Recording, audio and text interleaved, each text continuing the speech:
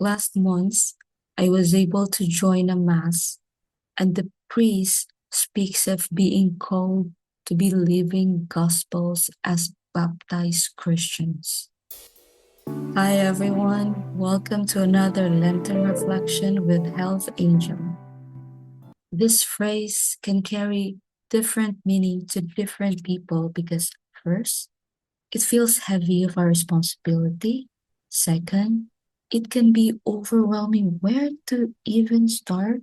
And third, where do we gain the confidence knowing that judgment can come from any form these days? Because after all, we are imperfect. We give in to temptations of anger, disappointment, procrastination, gluttony, selfishness, to name a few. But every Lenten season is an opportunity for reflection of what your life has become and what can you do to make it better. So I hope, dear listener, you use this time wisely to create the change that you have always longed for in your life, whatever that may be. So I'm sharing to you the story of how I even started this podcast. My confidence started to grow when my friend gifted the book Imagine This by Mix Ramirez. It's actually doodles to draw out your life's purpose. So it's a series of activities, artistic activities, where you finally remember yourself, laugh about your experiences, and even heal from all those past things that you have no control over. It was also from that activity that I was able to find the meaning of my name. Yes, the whole name, like your first name, your middle name, and your surname.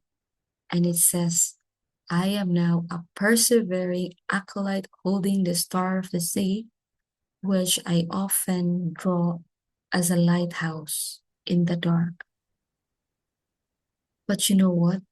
The most powerful message was not about just finding my life's purpose, but it was the end page of this workbook that says, Be Jesus to the world. And this piece of page has always lingered to me up until today.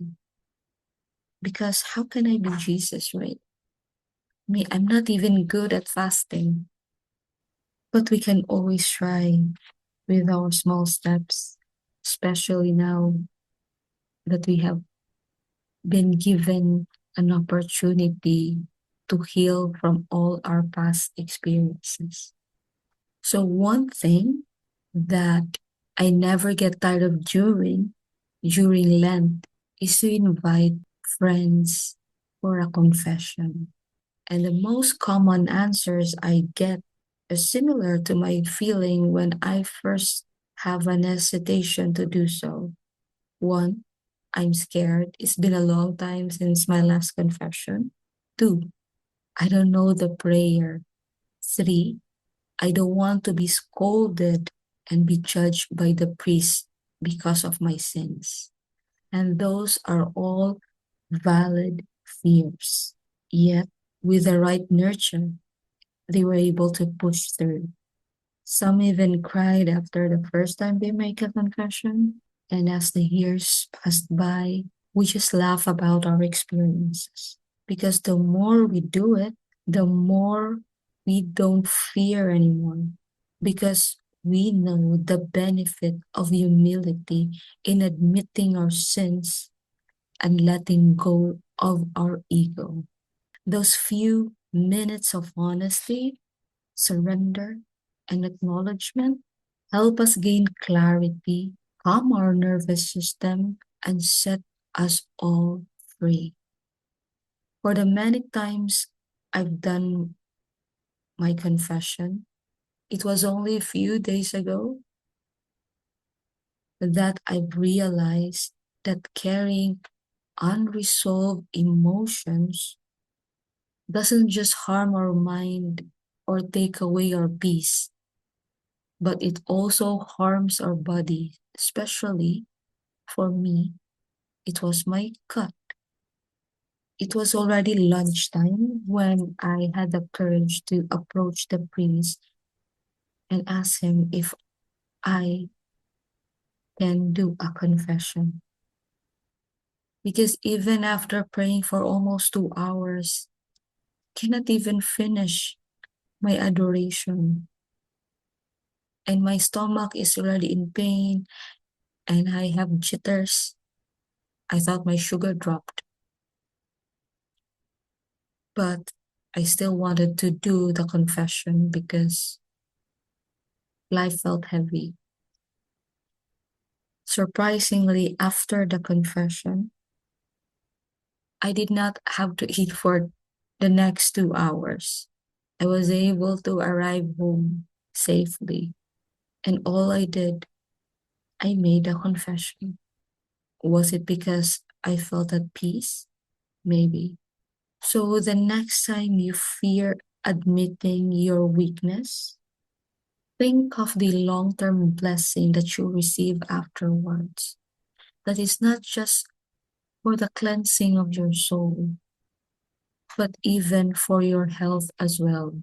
So I really hope you find the courage to make a confession today.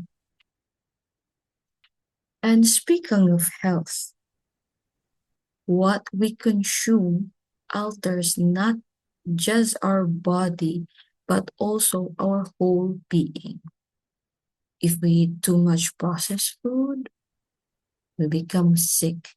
Not just not just body sick, but also our mind gets affected too. If we consume too much negative news, we will live in anxiety. If we consume too much sensual resources, we will be tempted to do things that we can never reverse and not ready for. So this season, where we are given an opportunity to slow down, maybe it's the time to ask ourselves, what is taking my attention the most? It could be our screen time. It could be our bed rotting. Is it because we cannot control what we're eating? It could be anything. It could be any situation that you're currently experiencing that you don't want anymore. And if you think, I cannot stop it, it could be gambling. So if you think you have no power to stop it, you can always start with small steps. If you really want true change in your life, start by acknowledgement. So my example is my own experience of being vegetarian every Lent for the past 6 years for now.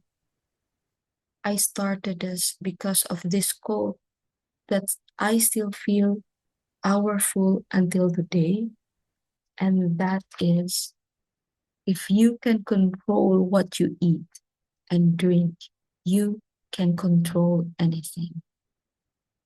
And I really wanted self-discipline, and I really want boundaries, and I really want better health. So I stayed committed to this because, as I've always said, Lent is a very quiet time, and most of the people are more respectful if you do some changes around this time.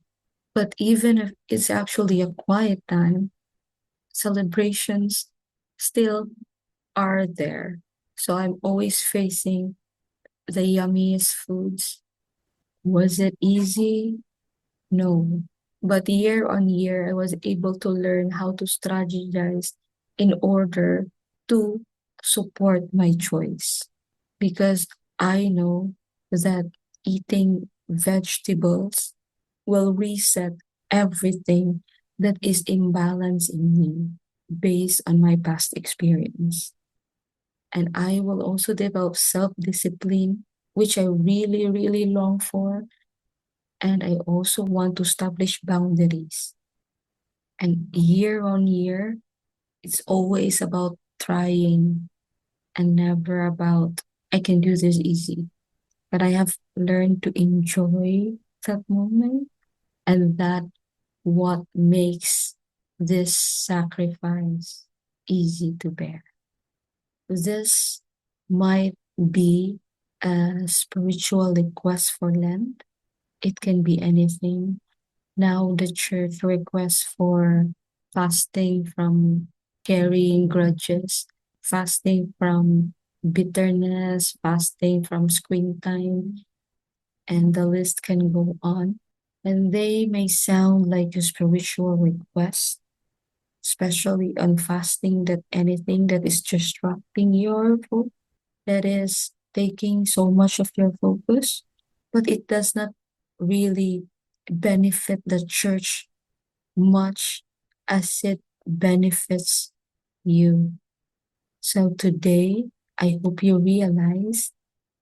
So today, during this Lenten season, I hope you realize that you are loved, and that the love comes with discipline, because you cannot love if you do not take care of yourself.